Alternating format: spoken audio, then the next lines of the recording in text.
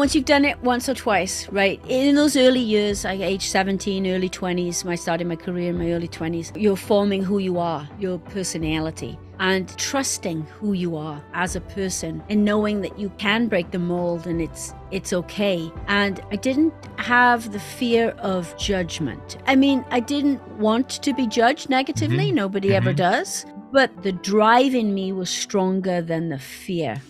I'm Art Blanchford, and this is Life in Transition, a podcast about making the most of the changes we're given.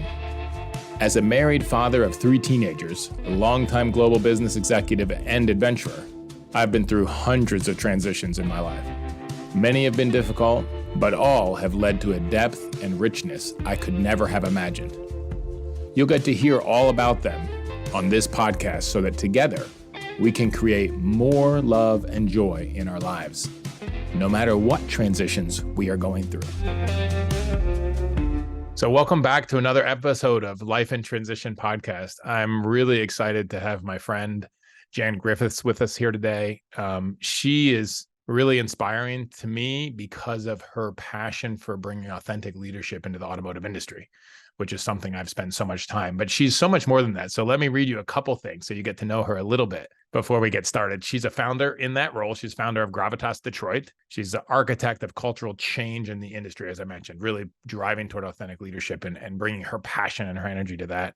Keynote speaker, soon to be published author, podcast host of a very good podcast called Automotive Leadership with Griffiths Detroit. And it's very good, very interesting guests. Mother of a 21-year-old fashionista daughter. I love that description. Lover of oat milk lattes and early morning coffees and good conversations. And I can vouch for that because I've already had a lot of good conversations with Jan. I'm looking forward to another great one today. Passionate about our young minds entering the industry, in the automotive industry, but industry as a whole. Leader of the daily and weekday accountability lab. Avid walker, particularly on the paths of the coastal Wales. And we'll learn a little bit more about that too. She's interesting. She's not just your normal American here on the line with me. We'll learn a bit more about that today. Leader of a global Wales USA hub, connecting the diaspora in the US to benefit Welsh business and elevate Wales on the global stage. And she's had some very great conversations on that and doing some great service for your home country there, I would say as well. And then last but not least, also 35 years of experience in the automotive industry. Purchasing and supply chain and manufacturing, culminating as a global VP of supply chain for a $3 billion plus tier 1, and being recognized in that role as a top 100 women leading the automotive industry. So many things and many roles, and I love that fairly complete picture of you, Jan, and hearty welcome to the Life in Transition podcast. So glad that you're here. Thank you, Art. It is so great to be here. Thank you. So I'm going to jump right in. Like a question that I ask all my guests in the beginning is, what do you think out of all those things? And obviously there's been lots of transitions. What do you think is the most impactful, the most meaningful, the transition that you've had in your life that you've learned the most from? Maybe it's the most difficult, but what is a transition that comes to mind that you would really like to dig into that you think has had a huge impact on your life? I think we have to go way back, Art, to the very beginning. I grew up on a farm in Wales, as you know, very small community. I come from a long line of farmers. I was supposed to marry the farmer next door, but I didn't want to do that. Besides, he wasn't very cute anyway, but I just didn't want. There was certainly an expectation that I would either stay in farming or stay local. Certainly stay local. Right. And not, we have a saying in Wales, I don't know if this translates into the US, but don't get ahead of your skis. Don't think that you can do more than what you actually are, right? Stay in your lane. There's this mold. And the Welsh people, we say in US for that, don't get too big for your britches. Yeah, same thing. Exactly. Yes. And there's a lot of, there's a lot of that in the Welsh culture, because as you know, part of my role is to lead the global Welsh in the US. And there's this, I don't know if we want to go global with our business. We'll just stay here. We're good. It's all okay. I'll just stay in my comfort zone. And I was expected to stay in my local town, maybe move to Cardiff, which was the big city, right? And Art, as I was growing up, there was something in me that was just dying to just come out, all this energy. And it was like, I want to take on the world. I don't want to stay here. I don't want to fit this mold that somebody else has determined is the right thing for me. I felt like I was Right. capable of Right. experiencing more, of impacting more. And so I did. And that was the very first transition for me on this idea of breaking the mold. You'll see consistently throughout my life. But that was the first time when I sort of broke free. So I want to start it in the beginning of that conversation, even Jan. You said somehow I had this, and I don't know. I want to know, what do you call that came up in you? You said somehow this wasn't meant for me, and I knew this at this early age. Like I wanted something different. How did you know that? How did you tap into that desire, if you will? How did you know? Because I think that's a big thing for a lot of people, is that we never even get there. So how did you know at such a young age that you wanted to do something different? I felt it in me. I wish I could articulate it better, Art. I can't. It was like a drive. Mm. It was this need to do more, to see more, to be more. I just felt it. And instead of crushing it, which I think perhaps we do, Hmm. Hmm. and that starts at a very early age. Instead of crushing it and looking to conform, I looked to nurture it and help it flourish. And I wish I could articulate that in a better way. It was simply a feeling And if and it you took a hold of me. if you think about that, because it's something I study a lot, the feelings or impulses. But normally, if we dig a little bit deeper, normally we can see, was if you had to put a direction on the energy, was it an energy that was expanding? Was it contracting? Was it going up? Was it going down? What's the feeling? If you take yourself back into that moment, what was the sensation? Yes, it's something you're feeling. Normally, our feelings are in our body. So where was it in your body? What direction was it going? Was it contracting? Was it expanding? What is the sense that you had about that? You mentioned you It- didn't push it down, which makes me think maybe it was coming up. If you were trying That's to it. push it down, I don't know. It's very observant. Yes, it's interesting. You don't realize sometimes the words that are coming out of your mouth until you're talking to somebody like you who Ways who them back. can pick up on that, right? It was deep in my soul, so I have to say it was at heart. It was at the Mhm. heart. It was at the Right? center of me, and I felt it rising. Mm. I felt this Mm. energy rising and expanding. Okay. And I couldn't get enough of life, of Ah, experience, of the world, and I wanted more and more and more. And I started working for Borg Warner, which is an American, tier one auto supplier. And then it was, oh my gosh, what is this? We make transmissions. What's a transmission? What does it do? What's a casting? What's a blueprint? What's an engineer? What's a product engineer? What's a quality engineer? Oh my gosh, oh my God, what's next? What's next? so you had this curiosity, this strong Yes. curiosity, this desire for life, this desire for experience. You had this expanding, uprising energy coming from your heart that when you followed it, it seemed to expand and grow more, and, Yes. and felt really good when you followed it. Yes. Yes. And I want to commend you for following it, because it's difficult to even know what that is, to tune into ourselves, to not push things down, to not suppress so much, to even know what it is. But then there's another step of overcoming the fear to follow it. So I really commend you. And then for doing that. And then you mentioned your expectation was you marry the farmer next door, or at least stay local. What other expectations, what other shoulds did you feel you had that were maybe put on you by the community that you were raised in, by your family? What other shoulds did you feel like you had to shake off in order to follow your dream, your adventure, your drive? I think that as I look around me, because you look to your friend group, the people around you, and I looked at the people I worked with, and remember, Art, this is in the early 80s, Right. right? And as a young woman in the workplace, I was expected to make the coffee, take the Wow. meeting notes, and wait for this, send the telex. Right. Yeah. So your young listeners will have to look that up. You have to Google telex. And that was the expectation. Now, I will give tons and tons of credit to the leader of that Borg Warner group at the time. His name is Paul Humphreys.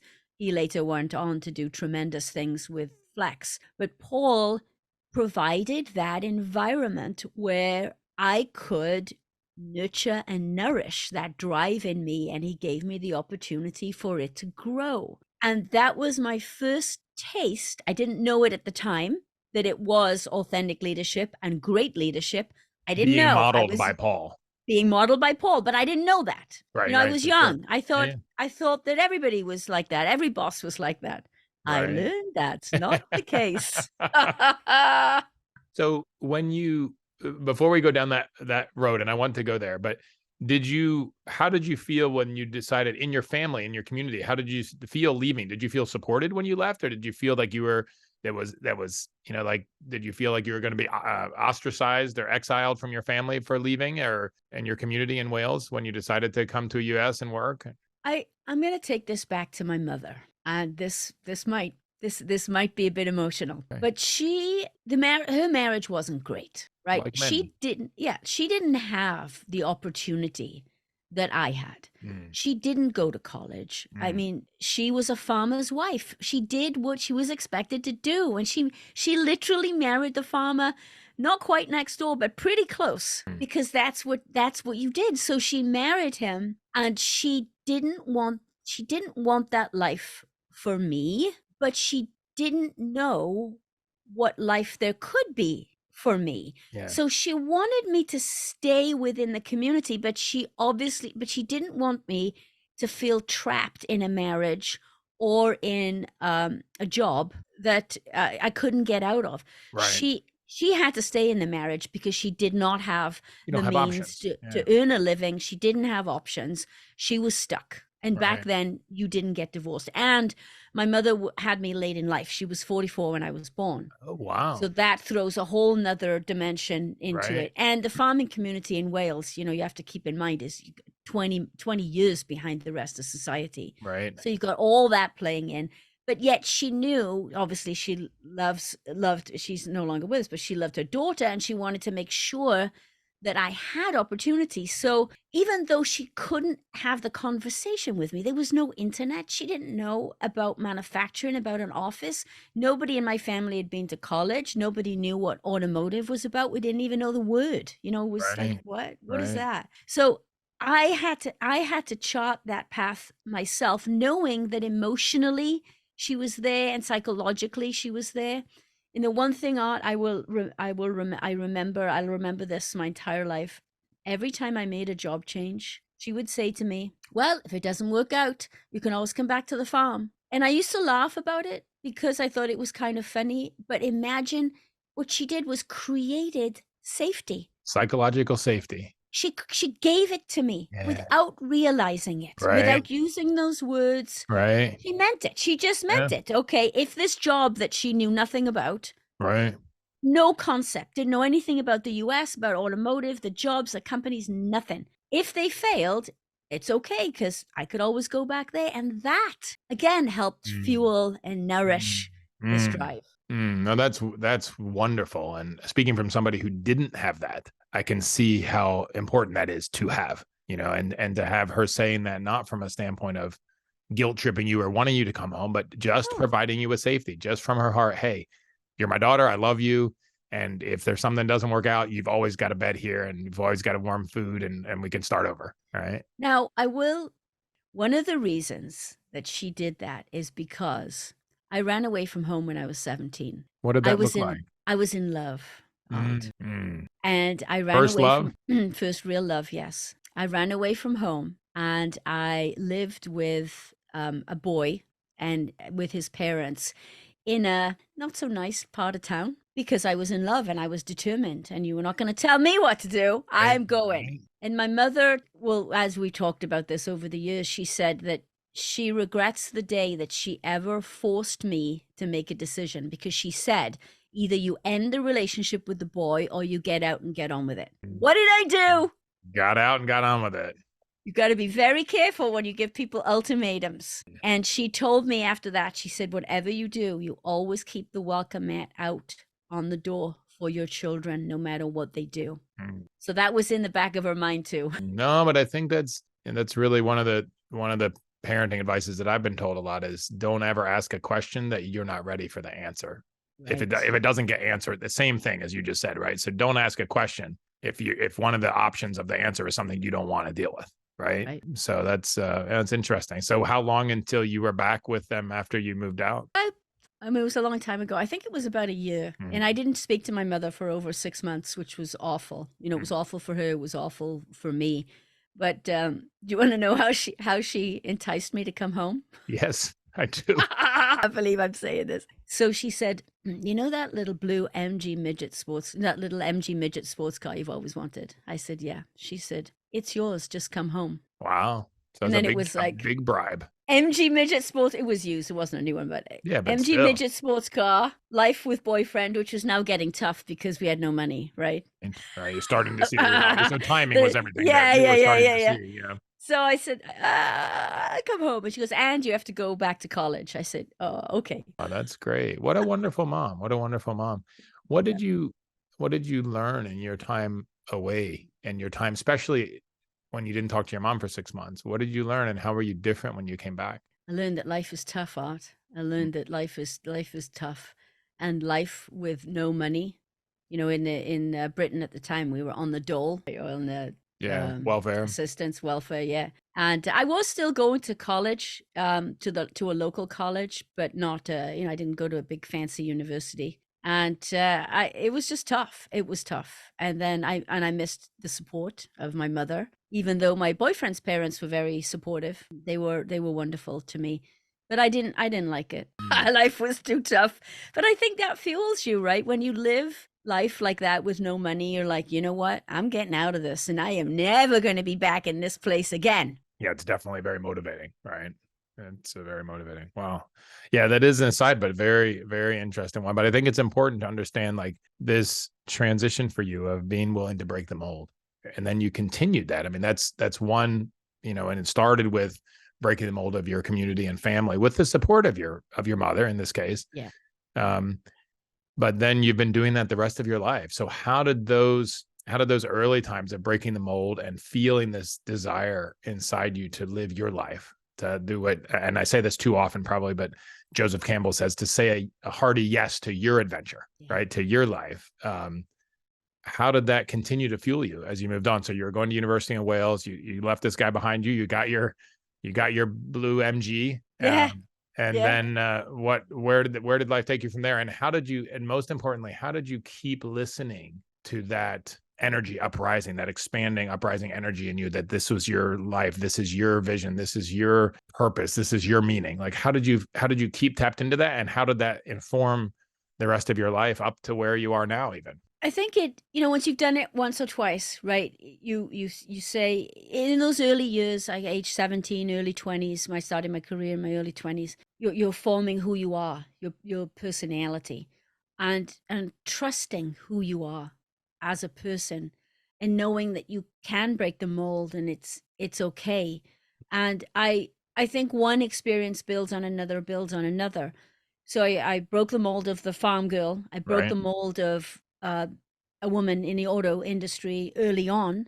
Hey, And Jan, then, yeah, if I can interrupt you, you yeah, said yeah, something really interesting, and I would just want yeah. to not lose it. You said, I learned I can break the mold and it's Mm, okay. mm. How did you know it's okay? Who gave you permission to be okay? Oh, that's a good question. Because a I lot of people, didn't especially breaking the mold, it's not like we can break the mold, but then we wonder, is it okay? And you said, once I learned it's okay. How did you learn it's okay? I didn't have the fear. I didn't have the fear of judgment. I mean, I didn't want to be judged negatively. Hmm. Nobody ever Hmm. does. But the drive in me was stronger than the fear of not doing it. Does So that make that sense? permission came from this uprising, expanding energy in you to drive to Yes. do your life that was stronger than what other people might think about you for breaking the mold. Yeah. That's really cool. Yeah. I just had to keep going. But then, as my career evolved, as well as I do, when you work for a tier one, you learn how to assimilate into their culture. So I learned to be what they wanted me to be.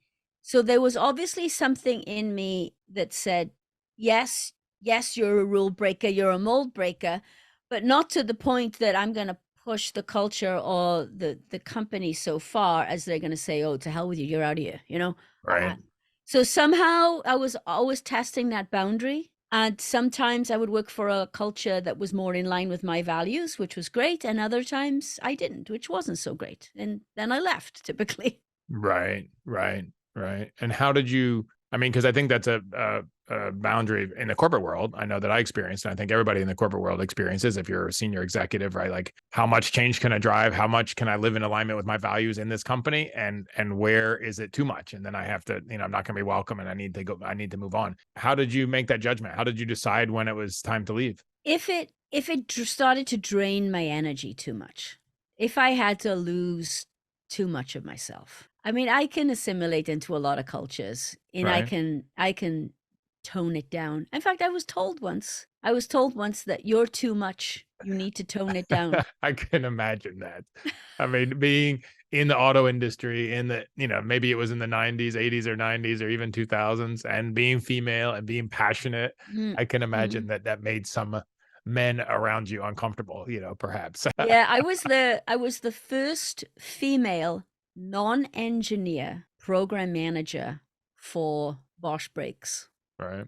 For the foundation brakes. And Right. of course, program management was a position that engineers aspired to get Yeah, into. that's the next step. That was my Yeah. first step out of engineering was program management. Yeah. And another slam, I came from friction, from the friction material. So in the Right. caliper business, the friction guys are like the Right. friction guys, right? Yeah. So I had all those slams against me, and I went into South Bend, Indiana with a pack of Marlboro Lights, attitude, and like, look out, boys. And some of them didn't care for that probably too No, much. they didn't like that too much. Yeah.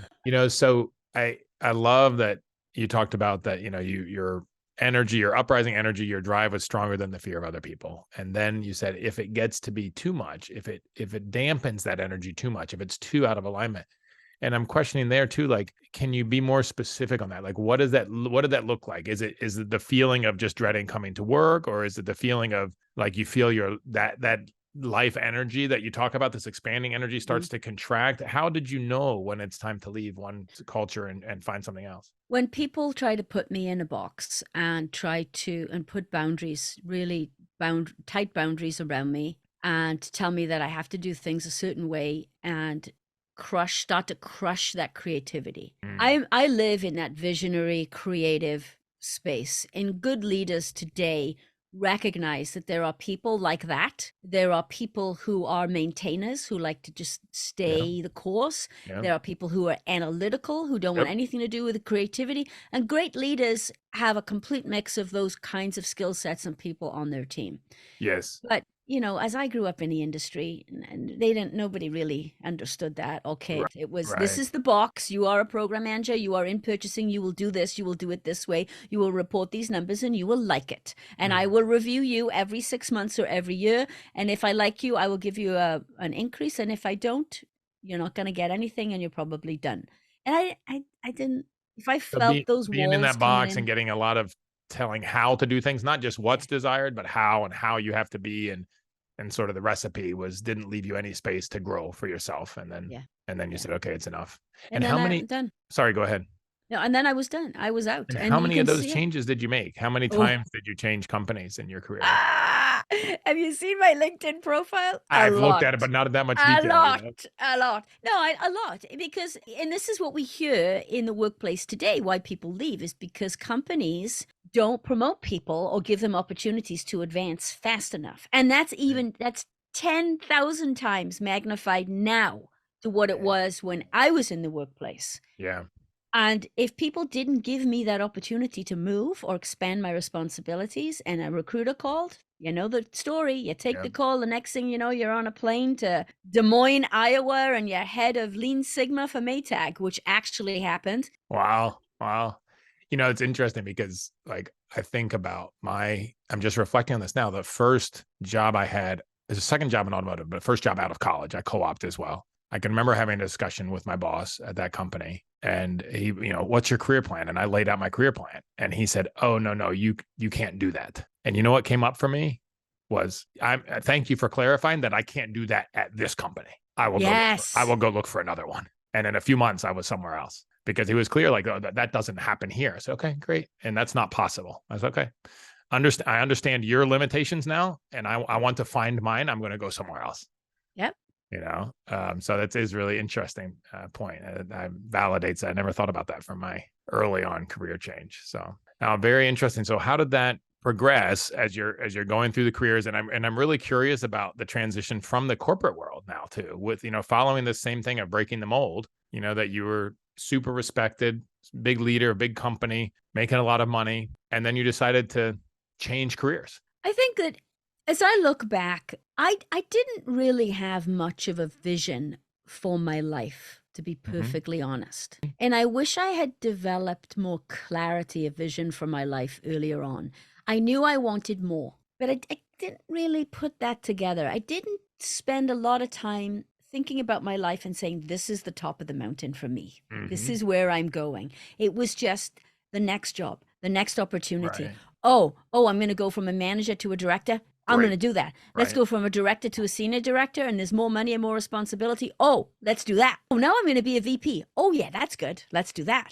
Right. And I think honestly, it was only when I got to a global VP role in my last corporate role, big team, 250 person global team, supply chain, including purchasing. It was great. It was a wonderful role. I really loved it. But as I sat in these staff meetings, and my boss had a global staff meeting every Monday, and those meetings lasted almost all day long. And I thought, Wow. I've worked all my entire life to get here and sit in this room and listen to this, really?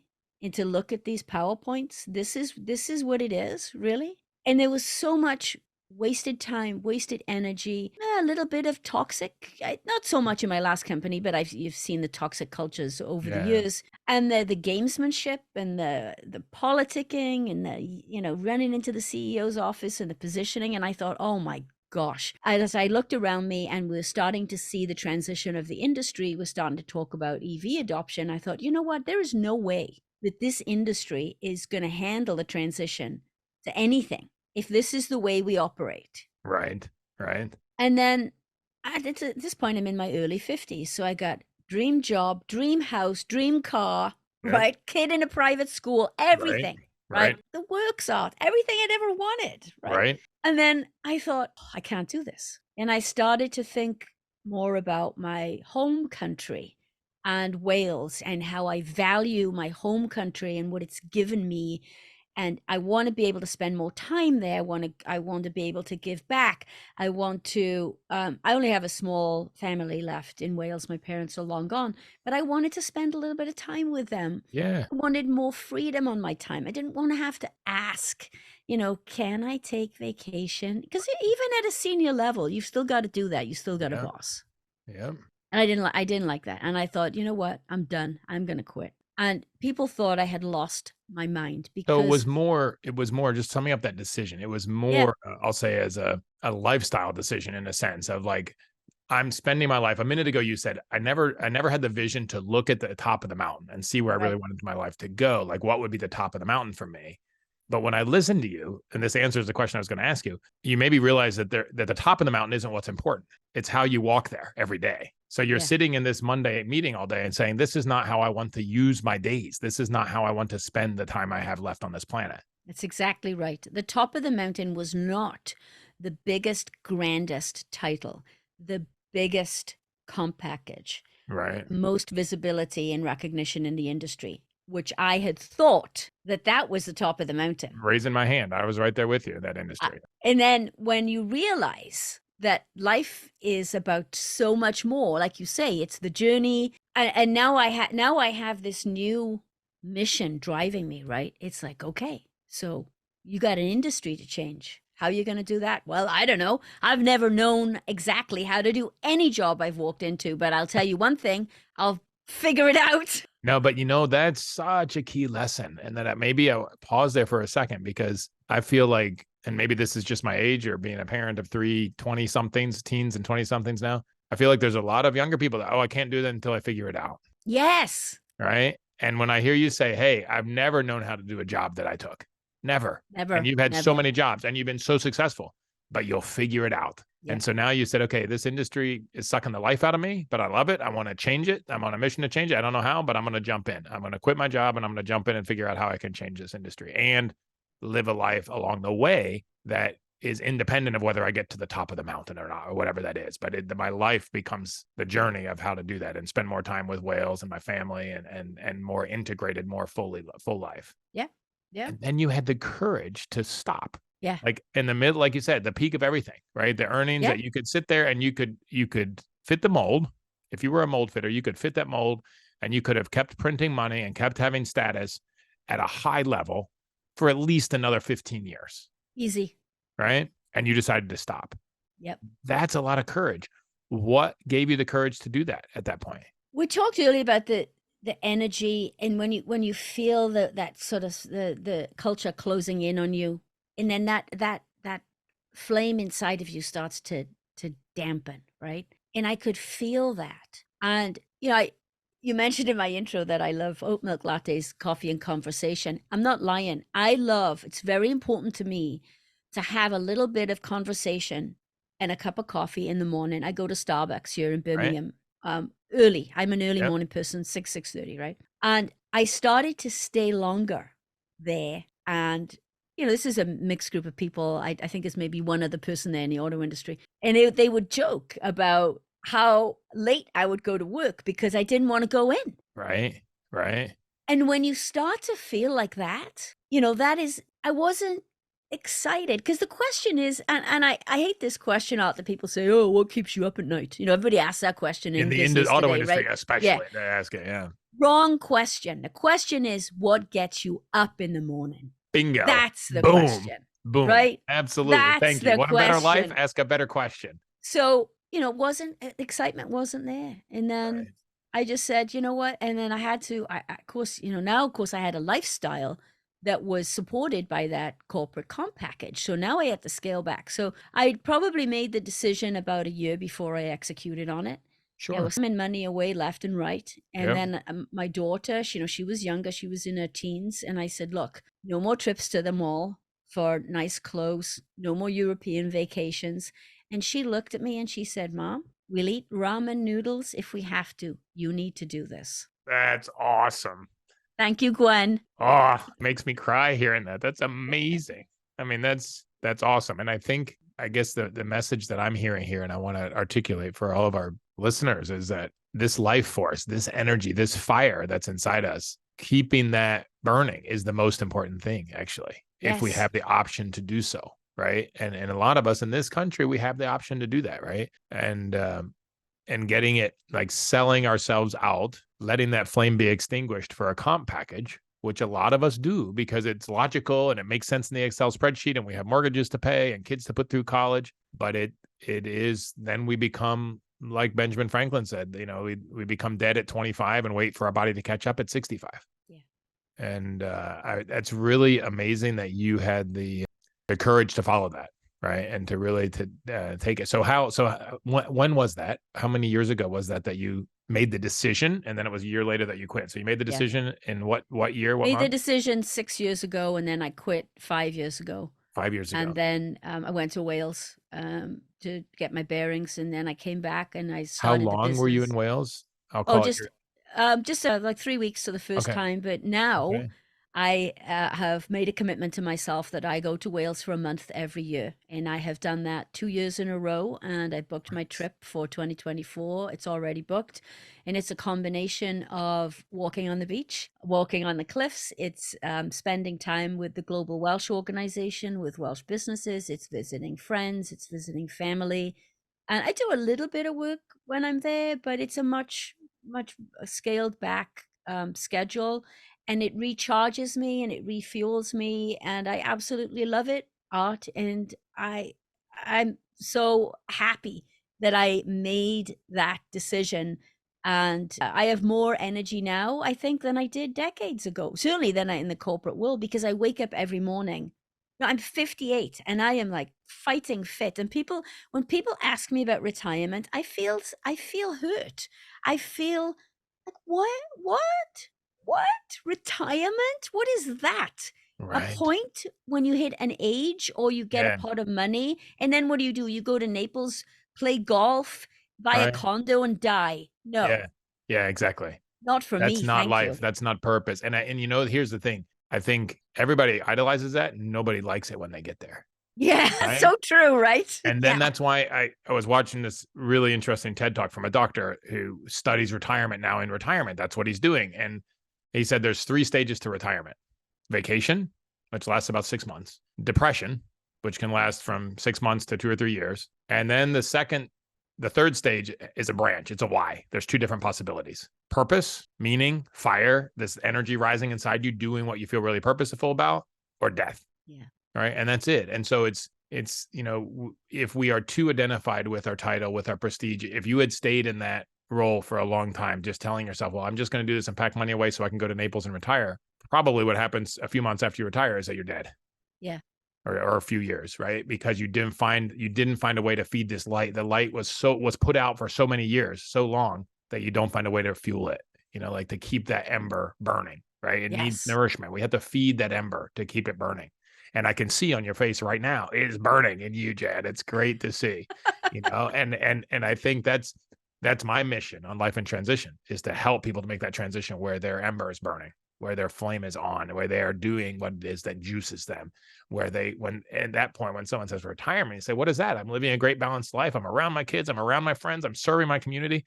And it feels great. Why would I stop doing what I'm doing? Right. Whatever that is. And I think that's so much healthier way to look at the second half of life. It is. And I think that's one of the reasons why you and I connected, is because you too have the option to go back into a significant corporate role with a massive comp package. You could do that tomorrow, right? Yes. But you choose not to. Yeah. You have chosen this path. I have chosen this path. I have been tempted along the way. A couple of offers have come along the way, and I have said no. And as difficult as sometimes those decisions are, like, "Ugh," you swallow hard, right? Yeah.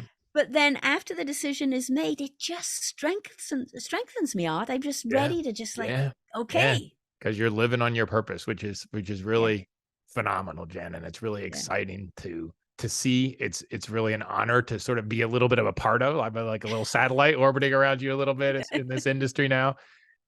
You mentioned that if you could change something going back, that you would maybe have a broader vision for your life from the beginning, and not Yeah, just sort of um, I'll say survival. It's a high level of survival, but sort of yeah. survival. Like, I need to make more money and more comp and more higher title, because it comes with more comp and more responsibility, and Mm. and you would have a little bit broader vision. Is there anything else that you would, when you look back, specifically in this ongoing transition that you're in of mold breaker, is there anything else that you would tell your younger self? Is there anything else you would do differently if you looked back now to the 17-year-old, 20-year-old, 30-year-old, 40-year-old Jan? Yeah, I would've, even though I was never shy, but there are certain things that I wouldn't say because I didn't feel like it was my place to. And Interesting. you'll see that a lot of women feel that way, particularly if you're in a conference room with men and Mhm. you get that inner circle of guys that the CEO has got like his 3 or 4 favorites, and they tend to dominate the discussion. And being concerned about putting my voice forward. A classic example, a decision to close a plant, right? I thought it was absolutely the right decision to close this plant. But by the time the conversation got to me, everybody had convinced everybody to keep it open, right? And so I went along with it, Mhm. as much as I hate to admit it, Yeah, so this is a but I place where did. you put a little bit of dampener on your ember. You knew something Exactly. else was true, but to Yeah. fit in, to join the club and not be so much of an Yeah. outsider, you went Yeah. along with it. I Yeah, did. I did. And there's a lot of people that do that every single of day in course. Yeah, business because the company controls our paycheck, which controls our life. And it's that simple. and that's what we think, but a greater lie has never been told. Yeah. Company controls the paycheck from that company. Yes. And I lived in fear of that so much, but there's a lot of other companies out there. There's a Yeah. lot of other ways to make a living. And it's hard to believe that when we all have. I'll speak for myself. When I had imposter syndrome and think maybe I didn't belong in this boardroom, right? Then I think no other company, because of that, no other company is going to hire me at the same level of comp. And then I give that company so much power, Yes. right? But it's actually not the case, right? The world is a big and an abundant place, and there's so much that we can do. So that lie that I told myself kept me stuck for a long time and living in fear and anxiety for a long time. How many Enough where, people do you think are out there that think that way in the I corporate mean, world? a lot. I mean, Corporate everybody. automotive, I think it's really high. 75%, 80%. Easy, I mean, easy. there are a few people that this is their passion, this is their ember, and they're driving for that. Most other people, when you look at the grind that the automotive industry is, you either love it for what it's about, or you're there because of fear, because Yeah, you think that you only can get that paycheck and that's the only way you can live. Because it's too, sorry to say, it's too dehumanizing otherwise. yeah, It'll suck the life out of you otherwise if true. you let it, right? If you believe that lie. I mean, it drove me to, I was eventually diagnosed with general anxiety disorder, right? And chronic fatigue syndrome, right? At the height of my game, because I believed that lie too strongly, which a Yeah. lot of people do. And I love the podcast episodes that you've produced already. You know, if people out there in the corporate world, they should definitely listen to it, because you talk about things that we don't talk about, like that, you know, Especially the men don't talk about, right? right, right, that international travel schedule. And I remember my last job, it was kind of expected that when you landed from Europe, that you would go into the office the same Yeah, day. You yeah, know, what yeah, craziness is that? yeah. Because somehow you were considered weak if you didn't do That's that. right. That's When right. really you should be going straight home and spending time with your family And and going to bed. recovering and recharging, right? Yeah, But no, you were expected to be, you know, the tough one, right? You expected to go yeah, into the office and then work a full day and stay there till 6 or whatever, or 7 or whatever. yeah. You know, these are the things that creep into the culture, Art, that you and I believe are on a mission to break down. Yeah, no, it needs to change. It's not sustainable. And it's difficult to see, but it starts with, I mean, it starts on two halves, right? When I'm talking to somebody, I always say it starts with you. You have to set the boundaries as an individual, because companies, especially public companies, they just want more. That's their job. And you have to set the boundaries. On the same hand, if we can help companies to see that they can actually perform at a much higher level if they have a good culture and can keep people in the industry, can keep Yeah. people in the company, and they can do it sustainably. I mean, how much does a company lose when they lose somebody like you, that's got 25 years in the industry and has passion and has leadership skills and talent? How much do they lose? I mean, it's hard to calculate, but it's very, very expensive, right? So of course we got to work on that from both sides. And I don't have the solution, and I'm so glad that you're working on it in your way. I'm working on it more on the individual side now than the company Yes. side. Though I did a lot of consulting the last year and a half as well, which is also fun and meaningful. And it's not my ember like it is for you. So no, that's great. And I think so that the one thing you would do differently looking back, and you would tell other people to do, is not be afraid to speak up even more. Like if you know Yes. something's right, not be afraid to say it, period, It of whatever the trust consequences are. trust who you are. You know, the 2023 Merriam-Webster word of the year is authenticity, and this brings it right back to the start of this discussion with Yeah. authentic leadership. Yeah. Be authentic. Don't be afraid to be who you are. Now, that doesn't mean that you say every single conceivable thought that comes into your brain. Of course not. You have to be respectful, and you have to consider other people's feelings. Of course, all of that, yes. Yes. But at the end of the day, stay true to who you are. Yeah. Yeah. People aren't going to like you anyway, so you might as well like yourself. All You right. cannot control what others No. think and feel about you. The Yeah. only thing that you have control over is yourself. And maybe that's something too that I wish I had learned many, many, many years Mm. ago. Trying Mm. to influence others, wanting to be liked, Yeah. and you can't. You Yeah. could control you. That's Yeah. it. No, thank you. That's really, really good advice. If you hadn't made this transition, and I'm going to focus on this last one now, but I mean, it's really the whole thing with being a mold breaker. But if you hadn't made this corporate transition, what do you think your life would look like today? Say you stayed in the corporate, you decided, hey, this paycheck is good, and I can hang in there for another 15 years. What would your life look like today, 5, 6 years later now?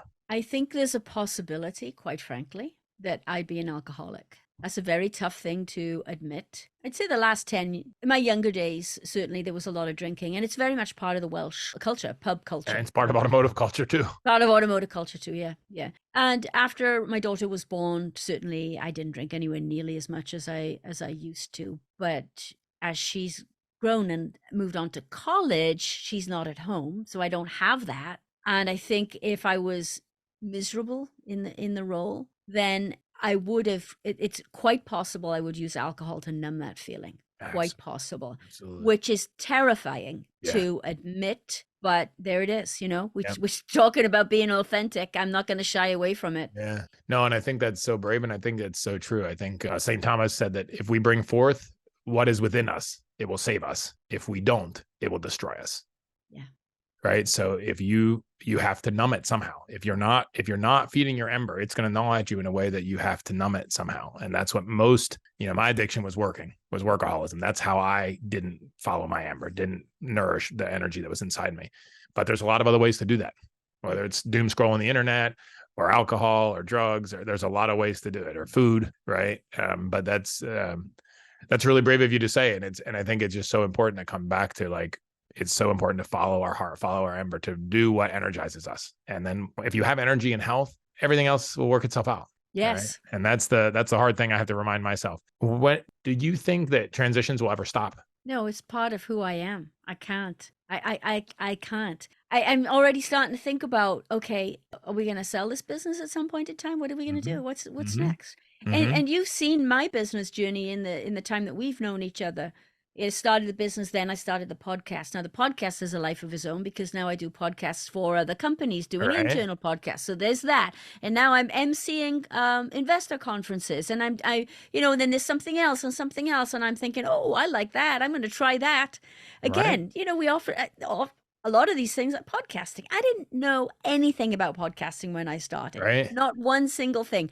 Now I actually give presentations and keynotes at podcasting conventions. Who would have ever thought? Wow. That's awesome. No, and that's about, again, following your ember, right? See where it takes you. Find the next step and be willing to have the courage to follow that and see what happens. I have two final questions, Jan.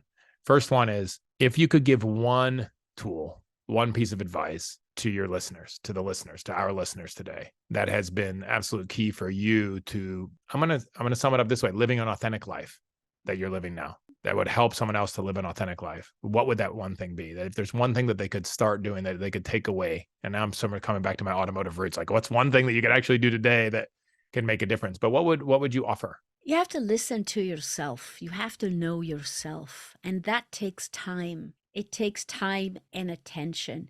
Some people use meditation. There are many different ways. I don't. I wish I did, actually. For me, I just did it the hard way. It took decades to figure it out. But I think that you've got to listen to yourself. You've got to know your values. And there are very simple values exercises that you could do, but you've got to narrow it down, and you've got to know what's important to you. That's it. Know what's important to you, not what you think you should be or what you think the corporate entity wants of you. What's important to you in your life? That would be it. That last one. That's awesome. No, that's so true. And then, because that's what'll feed the ember. That's what'll feed this uprising energy and keep you going on the journey. And then the last question I have, Jan, is, where can listeners find out more about you? What projects do you have going on? What websites would you like to put out there? Are you, yeah, of course. Where can they find out more about you and follow your very interesting story? Well, I always love connecting with people. That's part of my passion. Connect with me directly on LinkedIn at Jan Griffiths, or you can reach me through the website at gravitasdetroit.com. And the podcast is the Automotive Leaders Podcast. And I have a book coming out, which will be published in February 2024. And that's all about, it's about authentic leadership, but I really showcase some of the guests that have been on my podcast with some tips at the end of each chapter to help leaders initiate that dialogue and conversation with their teams about culture change and authentic leadership. So that's tremendously exciting. Again, never done that before, Art, but we're about to figure out what that's all about. Very exciting. That's very exciting. Well, Jan, I really am grateful for you and in the spot you have in my life, and for taking the time to be with me today. I love your authenticity. I love your willingness to share and for the benefit of others. And I love that you, for a long time, have been really keeping your ember burning, keeping your energy moving up and out, instead of letting it, and noticing when it's starting to contract and taking action instead of letting yourself become numb to it. Right. I'm really inspired by that. So thank you so much for joining me today. I really appreciate it. Thank you. Thank you, Art. It's been a pleasure. I can't wait to hear what action you are taking. Connect with me on LinkedIn or our website, lifeintransition.online, and let me know. Let a friend know too. It could be a huge encouragement to them and keep you on the track. Thank you so much for joining me today. Make sure you subscribe wherever you listen to podcasts, and it would mean a lot to me if you left a review and shared this episode with a friend. If you want to learn more about me and what I do when I'm not podcasting, please visit me at artblanchford.com. Thank you for listening. Together, let's make the most of life in transition.